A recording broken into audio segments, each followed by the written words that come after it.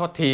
เนื่องจากผิดพลาดทางเทคนิคเล็กน้อยเนื่องจากว่าลุงหนุ่มพูดแล้วเสียงมันไม่ตรงกับปากอาจจะลุงพูดเร็วไปหรือเสียงที่ออกจากคอลุงมันช้าไปนิดนึงขอโทษนิดนึง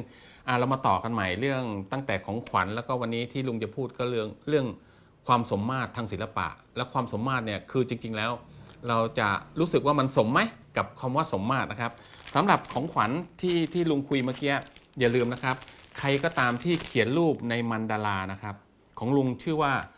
มนตรามันดารานะครับหลายคนก็สงสัยว่าคุณลุงคำว่ามันดาราเนี่ยมันคือมันดาราอันเดียวกันไหมจริงๆแล้วคำว่ามันดาราไม่รู้ว่าเราเข้าใจเหมือนกันไหมสำหรับลุงเนี่ยคำว่าดาราเนี่ยมันคือคำว่าสตาร์ครับมันแปลว่าดวงดาวเพราะนั้นจะเห็นได้ว่ารูปทรงทั้งหมดของการเขียนลายพวกนี้ที่เราเรียกว่ามันดารามันคือรูปดวงดาวเพราะนั้นจะเห็นได้ว่ารูปดวงดาวพวกนี้อยู่ตามวัดอยู่ตามเพดานของโบสถ์นะครับเราก็เรียกว่ามันดาราดาราแปลว่าดวงดาวนะครับในแสงที่คนจีนเรียกว่าแสงเก้าห่วงนะออกจากพระเยซูออกจากพระพุทธเจ้าออกจากเทพทั้งหลายที่เป็นวงกลมครับอันนั้นก็หนึ่งในมันดาราคราวนี้มันดาราเนี่ยจริงๆถ้าเรายึดถือตามทิเบตนะครับมันจะมีสัญลักษณ์จริงๆเนี่ยอยู่หลายแบบเช่นสัญลักษณ์เป็นฉัตรตัวนี้ก็คือฉัตรที่ป้องกันพระอาทิตย์จะเห็นได้ว่าฉัตรตัวนี้อยู่เหนือเศียรพระพุทธเจ้าในโบสถ์วิหารต่างๆเนาะอาจจะเป็นอาวุธจะเป็นวัชระของเทพเทวดาอาจจะเป็นสัญลักษณ์ของต้นไม้สัตว์แต่คราวนี้ความหมายของมันดาราเนี่ยจริงๆแล้ววงกลมที่เราเห็นเนี่ยมันคือรูปของจักรวาลเป็นการแทนค่านะเป็นรูปวงกลมครับอย่างเงี้ยมันคือจักรวาลปรากฏว่าวงกลมที่ซ้อนกันเป็นลายนะครับโดยมากเขาจะทำเป็นทั้งหมดประมาณ7ชั้นนะครับอันนี้หมายถึงแม่น้ำที่อยู่บนโลกมนุษย์7สายที่ไหลมาจากสวรรค์นะครับเพราะนั้นจะมีหนึ่งในฮินดูที่เขานับถือกันก็คือแม่น้ำคงคาที่ไหลออกจากทรงผมของพระศิวะนะครับปรากฏว่าบางที่นะครับก็ทำเป็นสี่เหลี่ยมอย่างนี้นะครับเราเรียกว่าจตุแปลว่า4นะครับจริงๆความหมายของมันก็คือมณฑลแห่งแผ่นดินจักรวาลจะแบ่งออกเป็นทั้งหมดอีก16ช่อง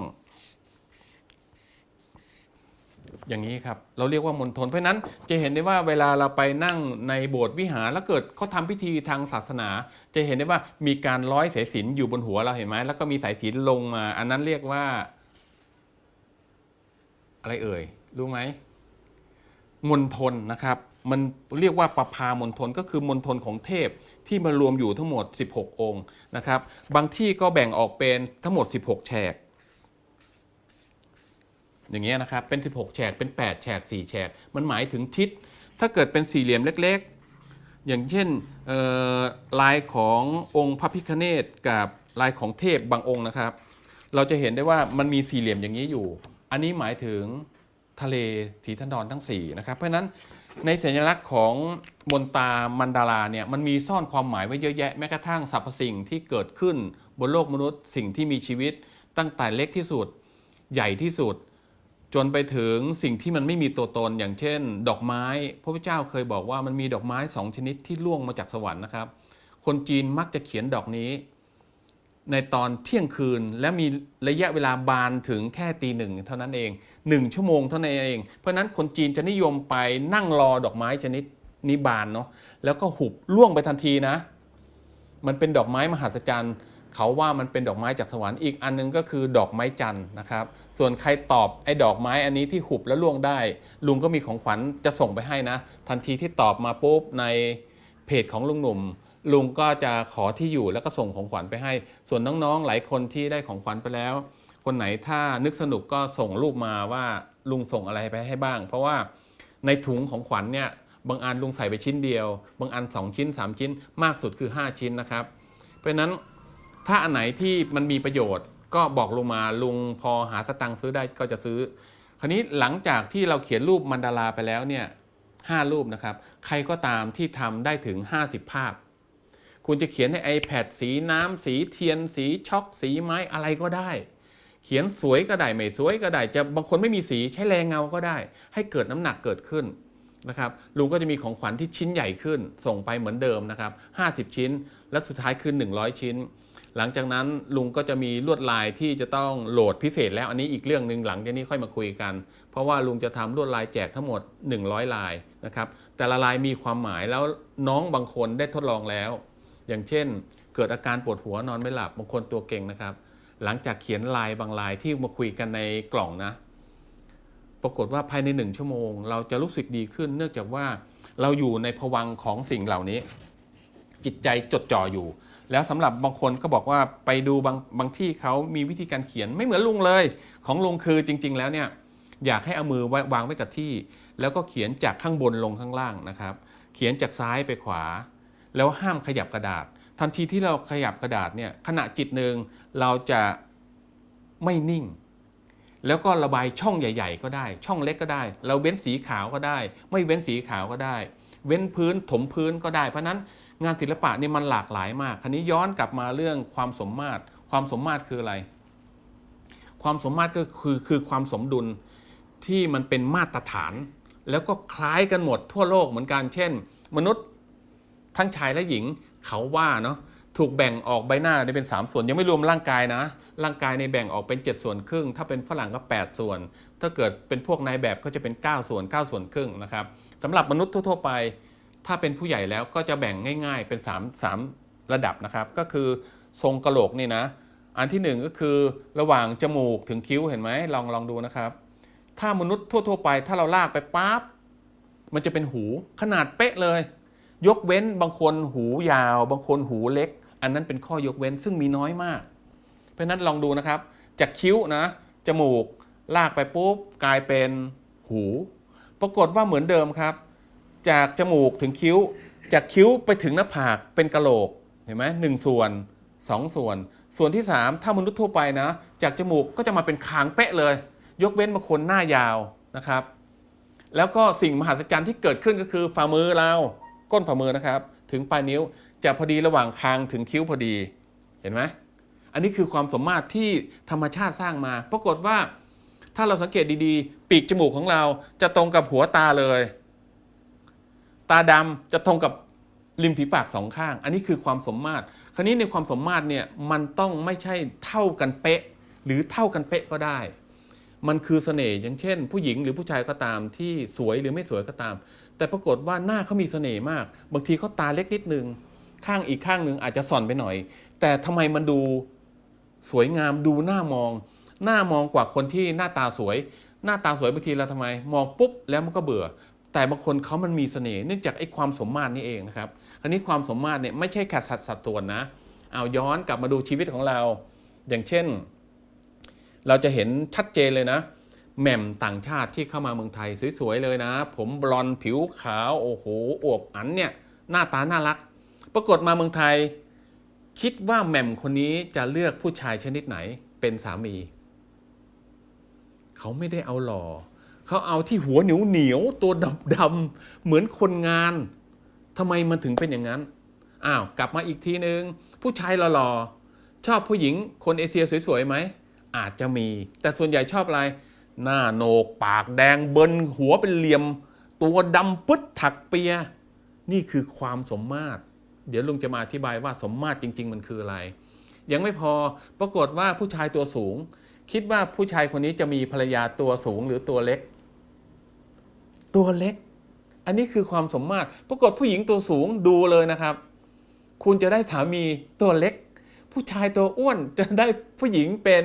คนผอมผู้หญิงอ้วนจะได้สามีตัวผอมนิดเดียวอันนี้คือความสมมาตรปรากฏว่าความสมมาตรเนี่ยมันก็เหมือนกับรสนิยมอย่างหนึ่งนะครับอย่างเช่นเขาเชื่อว่าคนเราหน้าตาเหมือนกันถึงได้เกิดมาเป็นสามีภรรยากันอันนี้เรียกว่าเนื้อคู่พรหมลิขิตแต่ในความเป็นจริงทางด้านจิตวิทยาเนื่องจากว่าคนนั้นจะมองกระจกเห็นตัวเองตลอดเวลาเช่นเป็นคนคิ้วหนาหรือคิ้วบางผมสั้นหรือผมยาวก็ตามปรากฏเรามองอย่างนั้นจนเราคิดว่าสิ่งนั้นคือสิ่งที่สวยงามเพราะนั้นทันทีที่เราไปเจอผู้หญิงหรือผู้ชายมีบุคลิกอย่างเนี้ยคล้ายเราเลยเราจะเกิดหลงไหลทันทีเรียกว่าคลิกเลยนะที่เราจะเห็นได้ว่าส่วนใหญ่สามีภรรยาถึงจะหน้าคล้ายกันเห็นไหมบางครอบครัวสามีขี้เมาสูบบุหรี่จัดเล่นพนันตบตีภรรยาตลอดเวลาปรากฏว่าครอบครัวนี้ทำไม มีลูกเยอะแยะเลยอยู่กินกันเป็น10 ปีนี่ก็หนึ่งในความสมมาตรที่มันมีความสมดุลซึ่งกันและกันคราวนี้ในงานศิลปะเหมือนกันครับมันมีความสมมาตรตรงนี้อย่างเช่นเขาเชื่อว่าการจัดองค์ประกอบ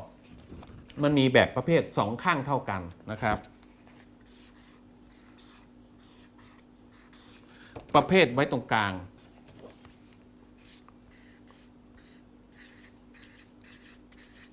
อีกประเภทหนึ่งประเภทนำสายตาคราวนี้เขามีข้อจำกัดอยู่ที่ว่าอย่าใช้สีตรงข้ามคู่กันจริงๆแล้วเป็นไงมีหลายคนที่ประสบความสำเร็จในการใช้สีเขียวและสีแดงเท่าๆกันเลยซึ่งในงานศิลปะเขาห้ามเลยนะอย่างเช่นอย่าใช้สีส้มตรงข้ามกับสีม่วงสีน้ำเงินนะครับห้ามใช้คู่กันแต่ในความเป็นจริงแล้วสามารถทำของสองอย่างที่มีปริมาตรเท่าๆกันมาอยู่คู่กันโดยวิธีการลดขนาดของสีกระจายออกไปหรือว่าใช้สีอื่นเข้ามาเป็นตัวแบ็กกราวด์หรือตัวช่วยจะทำให้สีตรงข้ามเนี่ยอยู่ด้วยกันได้ซึ่งกฎของงานศิลปะเขาจะบอกว่าใช้สีหนึ่งสีใดให้มีปริมาณ 80% ส่วนอีกสีหนึ่งที่เป็นตรงข้ามใช้แค่ 20% อันนั้นเป็นทฤษฎีแต่ปรากฏว่าคนที่ทำงานศิลปะส่วนใหญ่แล้วสามารถประสบความสำเร็จจากวิธีการคิดเพราะนั้นนอกจาก2ข้างเท่ากันไว้ตรงกลางนำสายตานะครับก็จะมีไว้ข้างหนึ่งข้างใดก็ได้แต่ปรากฏบางคนทำไมสามารถทำงานศิลปะเอาไว้ข้างเดียวอย่างนี้แหละแล้วมันกิ๊บเก๋ได้เพราะนั้นมันเป็นแค่วิธีคิดอยู่ที่ว่าตัวศิลปินจะนำเสนอเรื่องหนึ่งเรื่องใดออกมานะครับคราวนี้ย้อนกลับไปตรงอนุสาวรีย์รัชกาลที่5เมื่อกี้จำได้ไหมลุงพูดติดไว้นิดนึงอันนี้เป็นความรู้พื้นฐานเล็กๆน้อยๆนะครับจำได้ไหมเมื่อกี้ลุงพูดคือม้าอะไรเอ่ยของรัชกาลที่5ทรงขี่เขาชื่อม้าอาหรับเพราะนั้นเป็นม้าสำหรับในการแสดงนะครับข้อเท้าจะใหญ่พวงหางจะใหญ่นะครับคอของม้าจะใหญ่แล้วก็มีร่างกายกำยำเนื่องจากว่าเป็นม้าสำหรับแสดงส่วนม้าของสมเด็จพระเจ้าตากสินเป็นม้าเล็กเรียกว่าม้าแกบไทยนะครับปรากฏว่าหลายคนยุคก่อนเนี้ยเข้าใจว่าอาจารย์ศิลป์พิรศรีเนี่ยไม่มีความเข้าใจเรื่องการปั้นม้าเนื่องจากว่าเห็นต้นแบบของรัชกาลที่5แล้วมันสง่างามยิ่งใหญ่มากเลยแต่ของสมเด็จพระเจ้าตากสินทำไมม้าตัวเล็กหางก็ตกหูตั้งนะครับปรากฏว่าก่อนที่อาจารย์ศิลป์พิรศรีกับช่างทุกคนนะครับในประเทศไทยย้อนกลับไป700 ปีถึง1,000 กว่าปีที่แล้วใครก็ตามที่ทำงานศิลปะเขาจะศึกษาทุกเรื่องพินิจพิเคราะห์มีการสเก็ตมีการไต่ตองออกมาอย่างดีเดี๋ยวลุงก็จะค่อยๆเล่าเรื่องรูปเขียนความสมมาตร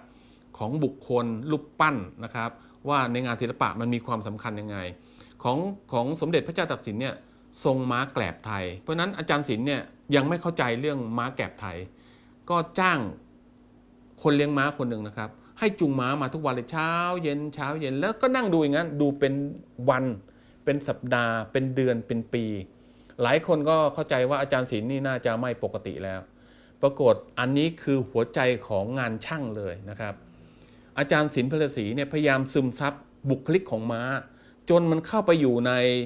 สมองเกิดจินตนาการเกิดขึ้นมีอยู่วันหนึ่งมีการจุดประทัดเฉลิมฉลองไม่รู้ว่าเป็นเชงเม้งหรืออะไรก็ตามเนาะจุดประทัดเยอะแยะม้าตกใจกระโดดขึ้นมาครับจะเห็นได้ว่าม้าหูตั้งแล้วก็หางตกชี้พร้อมออกศึกทันทีจึงเป็นที่มาของวิธีการคิดคราวนี้ปรากฏว่าเราจะเห็นได้ว่าต่างชาตินิยมมีอนุสาวรีย์ที่มีม้าพยศ2ข้างบ้างยกขาข้างหนึ่งบ้างแต่ทำไมของรัชกาลที่5กับสมเด็จพระเจ้าตากสินม้าถึงไม่ยกขาเลยบางคนก็ว่าทำไมไม่รู้จักเอารูปแบบของต่างชาติมาใช้อันนี้เป็นข้อจำกัดของในการออกแบบหนึ่งถ้าม้าตัวนั้นออกศึกนะครับแล้วก็ตายในสนามรบม้าตัวนั้นจะถูกสร้างอนุสาวรีย์ด้วยการยกขาทั้ง2ข้างขึ้นเพื่อเป็นการบ่งบอกว่าม้าตัวนั้นได้ตายในสนามรบเป็นการให้เกียรติม้าซึ่งกำลังพยศฮึกเหิมอันที่2ปรากฏว่าม้าตัวนั้นออกไปรบนะครับแต่ก็มีชีวิตกลับมาเขาก็จึงออกแบบว่าม้ายกขาข้างหนึ่งนะครับทำให้เห็นว่าม้าตัวนี้ได้มีชีวิตกลับมา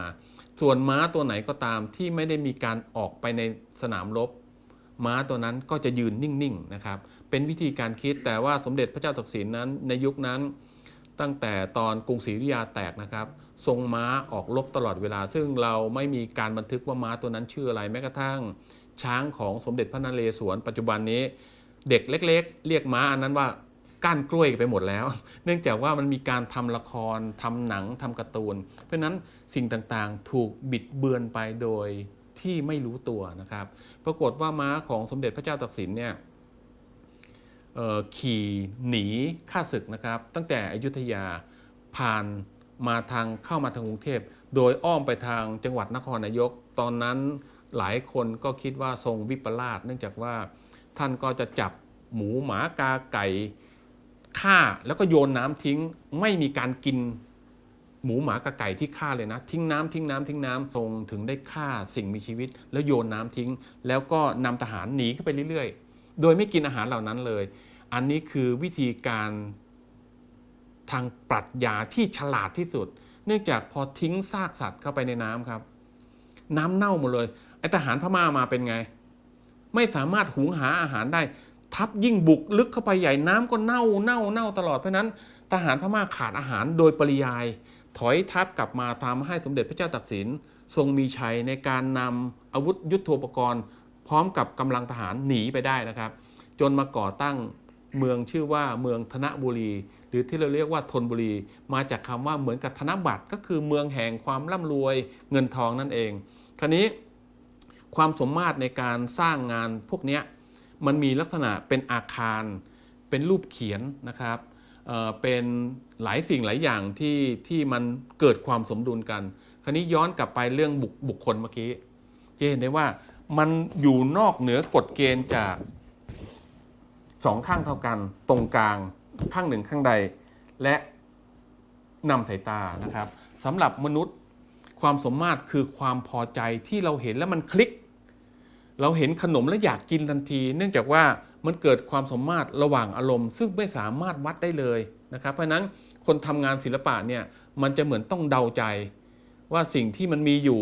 สิ่งที่เรากำลังลอกตลอดชีวิตเราทำแล้วเหมือนคนนั้นเหมือนคนนี้อันนี้ถือว่าเป็นงานศิลปะอีกประเภทหนึ่งนะหลายคนอาจจะมองว่ามันเก่งไว้สามารถเขียนรูปได้ดี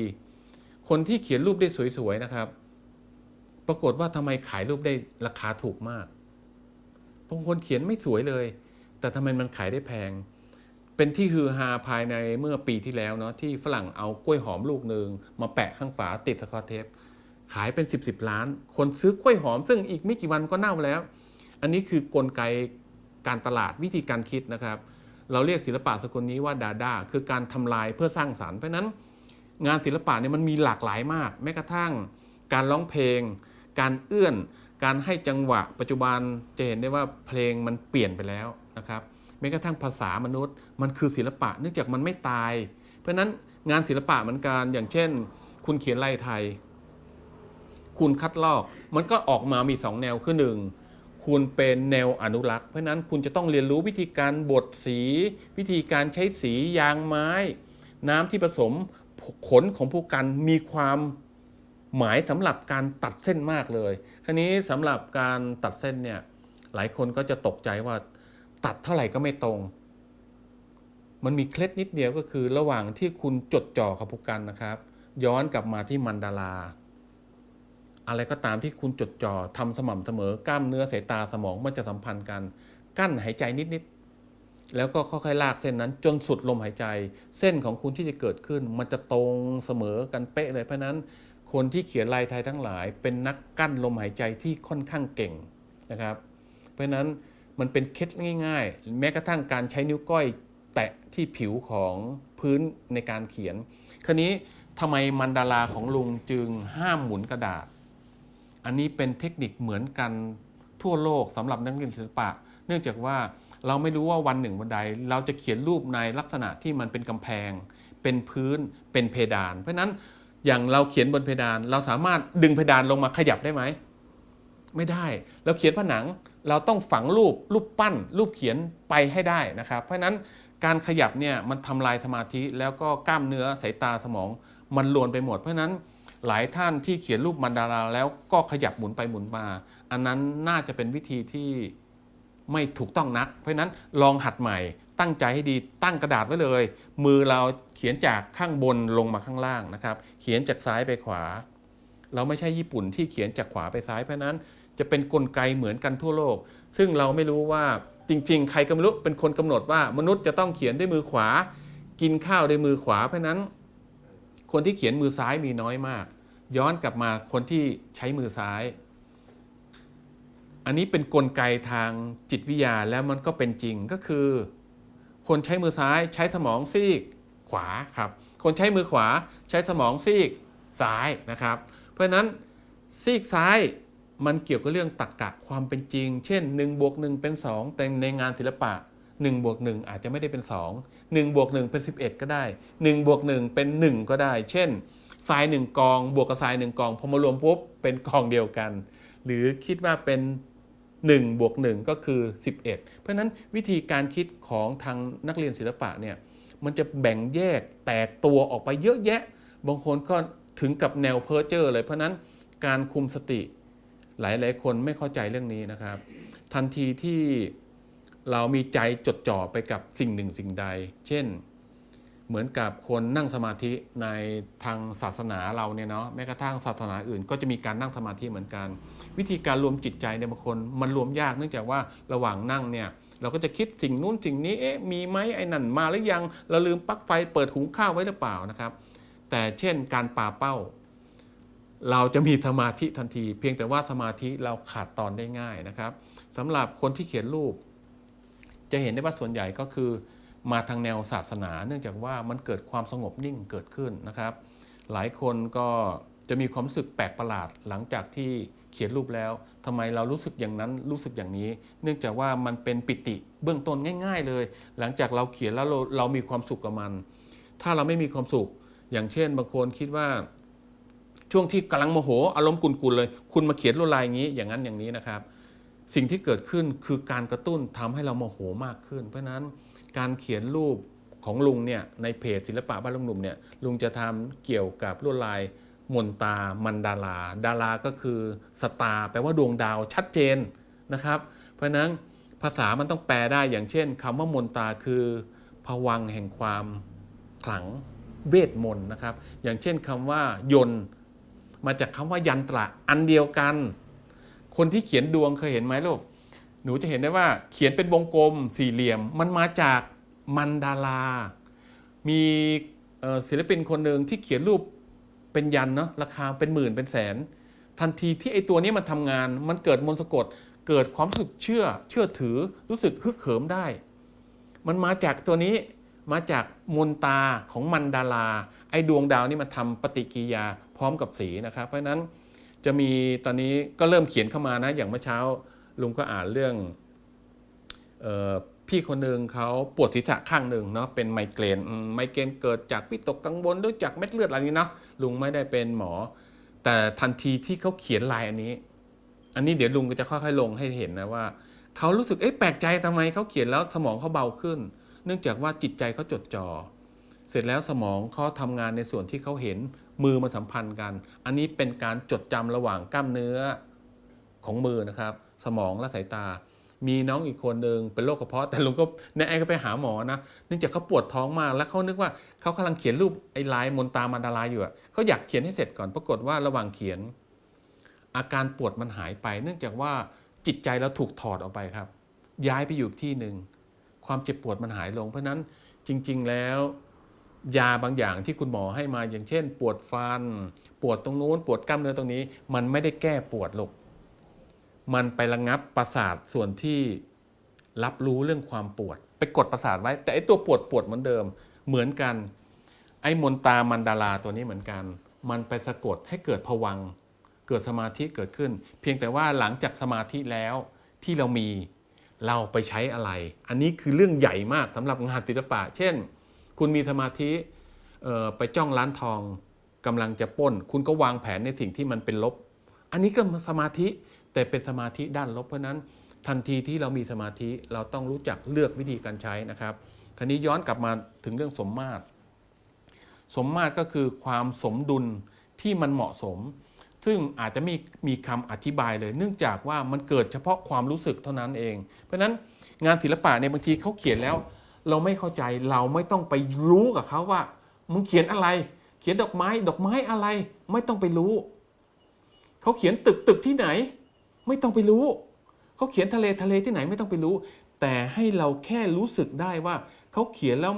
ได้ยินเสียงเพลงของทะเลมันคลอออกมาเสียงคลื่นมันซัดเข้าชายหาดเสียงลมมันผ่านต้นไม้อันนี้ต่างหากคือชีวิตของงานศิลปะบางคนป้ายสีง่ายๆนะครับมีสีหยด2-3 สีแต่เกิดความรู้สึกตอนนี้หลายคนที่ลุงเห็นนิยมการทำงานแนวแอฟแตกก็คือถ้าภาษาไทยเรียกว่านามธรรมเนาะหลายคนไม่เข้าใจนึกว่าคือศาสตร์อะไรไปก็ได้เป๊ะอะไรก็ได้หรือเอาสีอะไรผสมก็ได้ก่อนที่เขาจะมาจุดนี้เขาเขียนงานเรียลลิสติกก็คือรูปเหมือนจริงก่อนนะครับแล้วก็ไปตามทฤษฎีอื่นจนถึงสมัยก่อนรุ่นลุงเขาเรียกว่าซูเปอร์เรียลลิสติกก็คือโคตรเหมือนจริงเลยเห็นแล้วซีดเลยเห็นแอปเปิลปุ๊บรู้แล้วกัดกินได้โชะน้ำไหลออกมาเลยเห็นสับปะรดน้ำเยิ้มออกมาเลยอันนี้เรียกว่าซูเปอร์เรียลลิสปัจจุบันเรียกว่าไฮเปอร์เรียลลิสเพราะนั้นเจนว่าภาษามันก็ไม่ตายคราวนี้ก่อนที่เขาจะมาเป็นแอฟแตกก่อนที่เขาจะมาเป็นนักเทศก่อนที่เขาจะมาสวดมนต์เหมือนพระเหมือนทุกนิกายเหมือนทุกอาชีพเขาต้องผ่านพื้นฐานนับตั้งแต่1 2 3 4จนถึง10ถึงไปเป้าถึง100หลายคนก็จะข้ามไป100เลยมันได้แต่โอกาสล่วงระหว่างทางมันเยอะมากนะครับเพราะฉะนั้นทันทีที่เราไม่สามารถทำความประทับใจได้งานของเราจะมีคุณค่าน้อยลงย้อนกลับไปอีกคนหนึ่งที่เขียนรูปเหมือนที่มันไม่เหมือนราคาโคตรแพงเลยใครเคยได้ยินชื่อปิกัสโซมั่งปิกัสโซก่อนที่เขาจะเขียนรูปสามเหลี่ยมสี่เหลี่ยมวงกลมหน้าบิดไปบิดมาม้าหัวเราะได้วัวหัวเราะได้ปรากฏว่าสมัยก่อนนั้นปิกัสโซก็เหมือนนักเรียนศิลปะทั่วๆไปอ่านประวัติศาสตร์ศึกษาทุกเรื่องแม้กระทั่งเขียนซูเปอร์เรียลลิสต์จนคลี่คลายงานออกไปนะครับกลายเป็นงานเรียกว่าคิวบิซึมคือรูปทรงใช้เลขาคณิตมาประกอบกันคราวนี้เหมือนกันงานที่เราเห็นในยุคหนึ่งนะครับพอดีลุงลืมเอาหนังสือมาเนื่องจากว่าสมองความจำเนี่ยลุงหายไปเนื่องจากว่าลุงลืมกินยาตอนนี้ยังนึกชื่อร้านไม่ออกเลยว่ายาลุงซื้อที่ไหนนะครับเรียกว่า Art Nouveau ทุกคนก็พูดค่ะ Art Nouveau หมดเลยครับอันตะกี้นี้มุกใช่ไหมครับอันไหนเอ่ยยาเรื่องจริงยาบำรุงสมองครับชื่อยาไม่ออกอันนี้ครับหลายคนก็สงสัยนะครับก็จะมีเรื่องเล่าอีกหลายเรื่องเนาะเพราะนั้นหลายคนก็อาจจะฟังแล้วก็เผลอไปโดยที่ไม่คิดเพราะนั้นอันนี้คือหนึ่งในนักเรียนศิลปะที่มีวิญญาณเขาจะคิดตลอดมึงพูดไปเมื่อกี้แต่มันไม่ใช่อ่ะนะครับเดี๋ยวลุงจะเล่ามาถึงปิกัสโซปุ๊บปิกัสโซก็เหมือนกันทำงานตั้งแต่พื้นนะครับไปจนถึงซูเปอร์เรียลลิสต์ก็คือโคตรเหมือนจริงเลยเช่นเขียนผ้าเนี่ยรู้เลยว่ามันเป็นผ้าห่มที่ห่มแล้วอุ่นผ้าที่มันบางใสนะครับหรือว่ากระจกที่มันสะท้อนแสงเขียนจนขนาดนั้นแล้วถึงมาพิจารณาตัวเองว่าตัวเองเหมาะยังไงอย่างเช่นบางคนเขียนเป็นแนว Impressionist ก็คือความประทับใจป้ายทีแรงๆใช้เกลียงใช้บุกกันแรงๆนะครับปรากฏว่าก่อนที่เขาจะมาตรงนี้เขานับ1 2 3 4จนมาถึง100นะครับเพราะฉะนั้นนักเรียนศิลปะทุกคนหรือคนที่ใฝ่งานศิลปะทุกคนอยากให้เริ่มรู้จักทฤษฎีเบื้องต้นนะครับวันหนึ่งลุงหนุ่มก็จะเปิดเป็นสอนนะครับ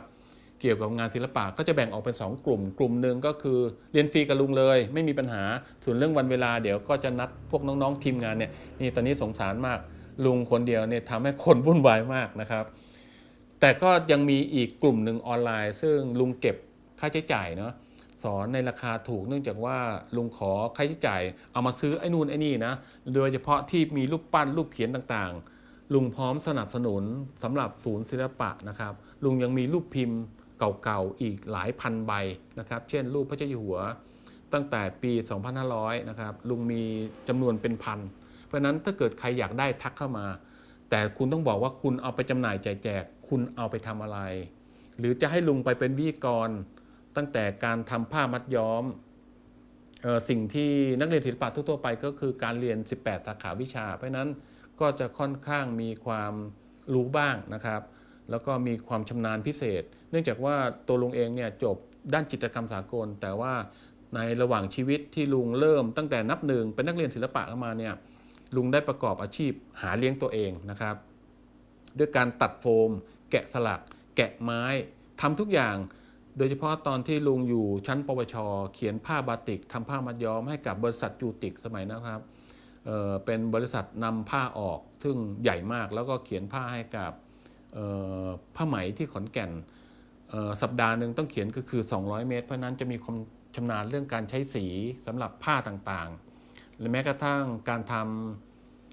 เราเรียกว่าเซรามิกบางคนไม่เข้าใจว่าเซรามิกคืออะไรเซรามิกก็คือการทำเครื่องปั้นดินเผานะครับแต่สิ่งที่ลุงจะสอนลุงไม่ได้สอนเรื่องการปั้นถ้วยโถโอชามอันนี้มันเป็นหนึ่งในวิชาออกแบบผลิตภัณฑ์ซึ่งลุงไม่มีความชำนาญในการปั้นถ้วยโถโอชามลุงถนัดในการเอาดินเวลาวิธีคิดมาใช้คุณใช้ดินเท่ากันใช้เวลาเท่ากันต้นทุนเท่ากันคุณขายถ้วยชามมันจะมีราคากำหนดเลย10 บาท20 บาท50 บาท100 บาทแต่พอคุณเปลี่ยนมาเป็นงานศิลปะปุ๊บดินเท่ากันเวลาเท่ากันต้นทุนเท่ากันวิธีการขายคุณแล้วแต่คิดนะครับเพราะฉะนั้นสิ่งนะครับขึ้นรูปแล้วก็ใช้น้ำสลิปสโตนแวร์ก็คือดินที่มีแร่หินเยอะนะครับเป็นพอสเลนเซมิพอสเลนนะครับเป็นดินเรียกว่าทาราคาต้าลุงสามารถเผาเป็นสีส้มนะไม่ใช่ดินเผาเหมือนกระถางบ้านเรานะสามารถเผาเป็นสีส้มจริงๆโดยเฉพาะดินที่เราเรียกว่าเวทวูดนะครับใครสนใจเวทวูดลองไปหาเวทวูดในเมืองไทยปัจจุบันยังไม่มีใครทำเพราะนั้นลุงเคยได้ทำถวายสมเด็จพระเทพตอนที่เปิดหอศิลป์พ่อช่างนะครับทำเป็นล็อกเก็ตรูปพระบรมฉายาลักษณ์ท่านนะครับลุงก็จะมีตัวใหญ่ที่ลุงเคยทำต้นแบบไว้สำหรับแจกคนที่เขียนรูปลายมันดาราได้50 รูปเพราะนั้นสิ่งที่ลุงมีอยู่เนื่องจากอายุลุงก็มาป่านนี้แล้วเพราะนั้นก็ไม่ยึดติดอะไรใครอยากให้ไปคุยเรื่องอะไรถ้าลุงสะดวกลุงว่างไปเลยนะครับเพราะนั้นอย่างที่รู้กันคือลุงเคยสอนหลายมหาวิทยาลัยนะครับมีความรู้หลายด้านอย่างเช่นเรื่องการทำเครื่องหนังเพราะนั้นก็จะเหมือนนักเรียนศิลปะพ่อช่างทั่วๆไปเราไม่ใช่ศิลปินเราเป็นช่างนะครับเนื่องจากพ่อช่างเนี่ยรัชกาลที่5ทรงเน้นเลยว่าให้ไปเพาะเหล่าช่างนะครับจะเห็นได้ว่าช่าง10 หมู่โบราณนั้นมาจากโรงเรียนพ่อช่างทั้งสิ้นลุงได้มีโอกาสถวายงานก็คืองานพระบรมศพของ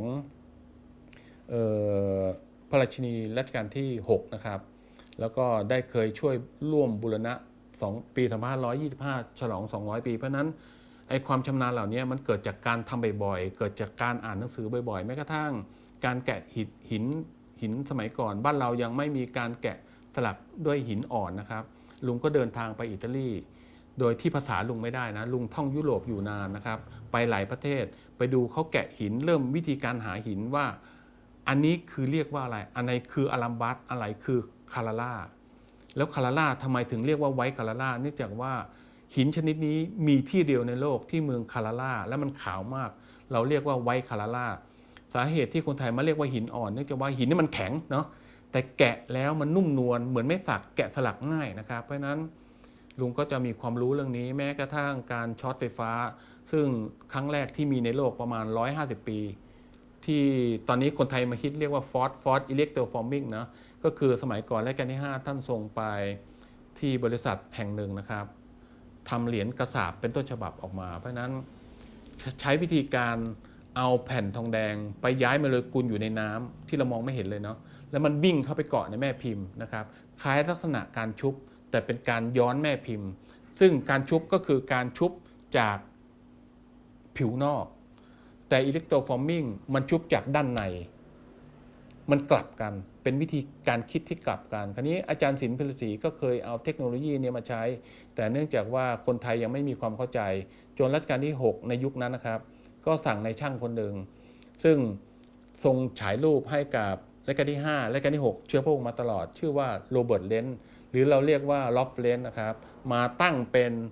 ร้านถ่ายรูปใครรู้จักชื่อร้านถ่ายรูปร้านนี้เขียนเข้ามาลุงมีรางวัลมันเป็นประวัติศาสตร์นะครับเพราะฉะนั้นเราควรมาเรียนรู้เรื่องรากเหง้าของเราก่อนที่จะมาเรียนศิลปะทั่วๆไปเพราะฉะนั้นคนที่เรียนศิลปะเนี่ยนอกจากรู้เรื่องการวาดรูปแล้วก็ต้องเป็นคนช่างสังเกตเพราะฉะนั้นอย่างเช่นคนเห็นช้างแต่นักเรียนศิลปะไปรู้แม้กระทั่งตีนช้างตีนช้างมันมีเนื้อตรงนี้เป็นกระดูกตรงไหนคือส่วนสำคัญของโครงสร้างต้นไม้ใบไม้เหล็ก สังเกตทุกเรื่องนะครับเหมือนคนไร้สาระแต่ว่าความรู้เหล่านี้มันสามารถพัฒนางานของเราได้คราวนี้ย้อนกลับมาคำว่าสมมาตรสุดท้ายสมมาตรคืออะไรสมมาตรคือความรู้สึกจริงๆไม่ใช่สิ่งที่เป็นตัวกำหนดแบบมาตรฐานเขาบอกว่าสองข้างเท่ากันเราก็ไปเชื่อสองข้างเท่ากันเพราะนั้นทันทีที่เราทำงานศิลปะอย่าเชื่อทุกเรื่องทดลองทุกอย่างอย่างเช่นหลายคนเขียนสีน้ำก็จะพ่อมาบอกลุงเรื่อยตลอดเวลาคือสีน้ำมันต้องฟูมันต้องนุ่มมันฟูสีน้ำเขียนแบบแห้งๆก็ได้เขียนแบบทีคมๆก็ได้ไม่จำเป็นต้องใช้แปรงก็ได้ใช้เทก็ได้ใช้ใบไม้ใช้ฟองน้ำจุ่มอะไรก็ได้ไม่จำเป็นต้องเขียนบนกระดาษคุณเขียนบนพลาสติกได้ไหมสีน้ำหลายคนมึนว่ามันเขียนยังไงเราแค่เอาน้ำยาล้างจานผสมลงไปหยดเดียวในน้ำที่ผสมสีน้ำของคุณจะติดเลยบนกระจกมันเป็นเรื่องง่ายๆเพราะนั้นอย่าไปเชื่อทุกเรื่องว่าทุกอย่างต้องเขียนบนกระดาษสีน้ำเมืองไทยเหมือนกันหมดครูส่วนใหญ่ฮาดีห้ามใช้สีขาวและสีดำทั่วโลกมันใช้หมดเลยเพราะนั้นเรามีความเชื่อว่าทุกคนจะต้องกินข้าวด้วยมือขวาต้องใช้ช้อนจีนใช้ตะเกียบอินเดียใช้มือบางประเทศใช้มือซ้ายอย่างเดียวไม่จำเป็นอะไรก็ได้ที่สามารถทำให้เราเกิดความรู้สึกสุขสมบูรณ์นะครับหลังจากนี้มาร่วมรวยสุขสนุกกับศิลปะในเพจศิลปะบ้านลุงหนุ่มนะครับสำหรับเรื่องความสมมาตรจะเห็นได้ว่าจริงๆแล้วมันคือความเชื่อแต่ที่มันประสบความสำเร็จเนื่องจากว่าเราเกิดความประทับใจแล้วก็รู้สึกได้ไม่ใช่ทฤษฎีนะครับอย่างเช่นบางคนก็ไปเจอทฤษฎีที่นักอะไรเนาะคณิตศาสตร์เนาะเขาคิดขึ้นมาทำเป็นมวลขดหอยแบบนี้นะครับเขาเรียกว่า golden section ก็คือไอ้มวลของทองคำนี่แหละเขาเชื่อว่าถ้ามันจุดตรงนั้นตรงนี้แล้วสวยนะครับแต่สำหรับงานศิลปะง่ายๆเหมือนกับคนที่เรียนการถ่ายภาพเขาจะแบ่งออกเป็นงี้ช่องเล็กๆนะครับแบ่งออกเป็นเท่าๆกันอันนี้สมมติมันเท่ากันเนาะเท่ากัน3ช่องก่อนเสร็จแล้วก็มีตัวขวาง3ช่องอย่างเงี้ยเขาเรียกตาราง9ช่องคือมันอาจจะดูติงตองนะแต่เขามีความเชื่อว่าถ้ามันมีรูปทรงอยู่4จุดตรงเนี้ยอะไรก็ได้จุด1จุดใดตรงเนี้ยครับมันเกิดเป็นเสน่ห์เกิดความน่าประทับใจง่ายขึ้นเช่นใช้สีที่มันสดตรงนี้ใช้รูปทรงที่มันใหญ่ตรงนี้นะครับเอาย้อนกลับไปเมื่อกี้ที่แบ่งออกเป็น3ชั้นสมมุติเราเขียนรูปทะเลเราอาจจะมีพื้นที่ทะเล1เป็นทรายเป็นน้ำเป็นท้องฟ้านะครับไอ้จุดที่ว่านี้ปรากฏว่าเราทำเป็นพระอาทิตย์อยู่ที่ขอบของทะเลมีภูเขาอยู่ไกลๆนะครับมีโขดหินมีต้นไม้เกิดขึ้นเพราะนั้นมันจะสัมผัสจุดตั้ง3จุดรูปของเราจึงมีเสน่ห์มากขึ้นอันนี้เป็นวิธีคิดปรากฏว่ารูปนี้ก็ไปสอดคล้องกับทฤษฎีเมื่อกี้ก็คือการนำสายตาเพราะนั้นจริงๆแล้วบางทฤษฎีเราจะมาใช้นอกเหนือจากนี้ก็ได้เพราะนั้นความสมมาตรคือความสมดุลในความรู้สึกเช่นผู้ชายหน้าตาดีจะได้แฟนขี้เหร่เห็นไหมผู้หญิงสวยผู้ชายคลอดห่วยแตกอันนี้คือความสมมาตรของมันจริงๆเพราะนั้นจะเห็นได้ว่าดาราหลายคนที่มีหน้าตาดีๆอยู่ด้วยกันไม่นานผู้ชายสูงผู้หญิงต้องตัวเล็กแต่ถ้าสูงเจอสูงโอกาสอยู่มีแต่น้อยมากผู้หญิงตัวสูงต้องผู้ชายตัวเล็กมันสมดุลมากถ้าผู้ชายตัวอ้วนผู้หญิงต้องตัวเล็กผู้หญิงอ้วนผู้ชายตัวผอมนิดเดียวลองค่อยๆสังเกตอันนี้คือหนึ่งในความสมมาตรนะครับที่มันสมดุลระหว่างมนุษย์เพราะนั้นจริงๆแล้วมันคือความรู้สึกในการเติมเต็มย้อนกลับไปฝรั่งจำได้ไหมเมื่อกี้ฝรั่งหล่อๆมามีเมียเป็นคนภาคอีสานหน้าโหนกๆเลยนะปากแดงๆผมหยิกๆผิวดำๆฝรั่งเห็นแล้วกรี๊ดมากเลยเนื่องจากว่าฝรั่งเขามีคนผิวขาวจำนวนเยอะคนสวยมากแต่ความสวยของที่เขาเห็นเนี่ยมันช่างแปลกประหลาดแม้กระทั่งน้องแหม่มที่สวยๆผิวขาวหน้าตาดีๆแก้มใสๆปรากฏมาได้ผู้ชายที่มันทำอะไรทำงานอยู่เป็นคนประมงชายทะเลเหงื่อแตกๆผมหยิกๆไอ้ที่มันเป็นหลอดๆเหนียวหัวไม่สักอันนั้นคือความสมมาตรทางความรู้สึกเพราะนั้นตอนนี้เรามาพลิกวิธีการคิดใหม่ทำงานศิลปะสมมาตรคือความสุขที่เราสามารถสัมผัสได้จริงๆนะครับอย่าลืมเรื่องมนตามันดาราของลุงก็จะมีของขวัญแจกไปเรื่อยๆนะครับจนกว่าจะหมดตัวหลังจากนั้นมาอีกสักระยะหนึ่ง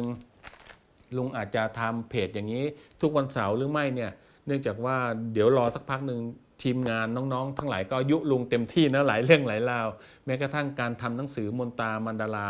แล้วลุงก็จะมีเรื่องจิตวิทยาของสีจริงๆแล้วซึ่งหลายคนอาจจะไม่มีความเข้าใจว่าคุณใช้สีแบบนี้ คุณจะมีความงามสง่ายิ่งขึ้น คุณใช้สีแบบนี้ คุณจะรู้สึกหดหู่